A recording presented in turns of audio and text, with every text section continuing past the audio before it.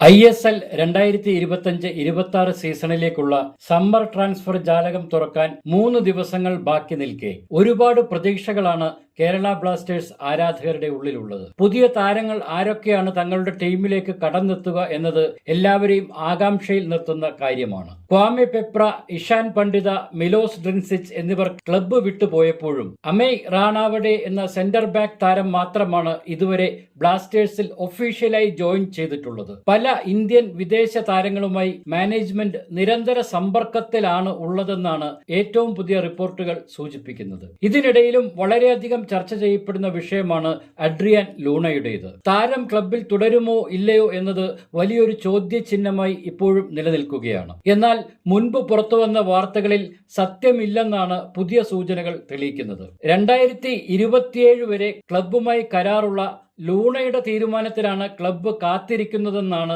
ഇപ്പോഴത്തെ റിപ്പോർട്ടുകൾ. ക്ലബിന്റെ സൂപ്പർ താരം ഇതുവരെ അക്കാര്യത്തിൽ തീരുമാനമെടുത്തിട്ടില്ല എന്നും എന്നാൽ 80% ലൂണ ടീമിൽ തുടരാൻ തന്നെയാണ് സാധ്യതയെന്നുമുള്ള വിവരങ്ങളുണ്ട്. ചുരുക്കി പറഞ്ഞാൽ പന്ത് ഇപ്പോൾ ലൂണയുടെ കോർട്ടിലാണ് ഉള്ളത്. മാനേജ്മെന്റുമായി വിശദമായ കൂടിക്കാഴ്ചകൾക്കും ചർച്ചകൾക്കും ശേഷം മാത്രമേ താരം തന്റെ നിലപാട് വ്യക്തമാക്കൂ എന്ന സ്ഥിതിയിലാണ് ഇപ്പോൾ കാര്യങ്ങൾ. എന്നാൽ ട്രാൻസ്ഫർ വിൻഡോ സജീവമാകുന്നതിന് മുൻപ് തന്നെ കാര്യങ്ങൾ വ്യക്തമായേക്കും. അതിനി വെറും 3 ദിവസങ്ങൾ മാത്രമാണ് ലൂണയ്ക്കും ക്ലബിനും മുന്നിലുള്ളത്.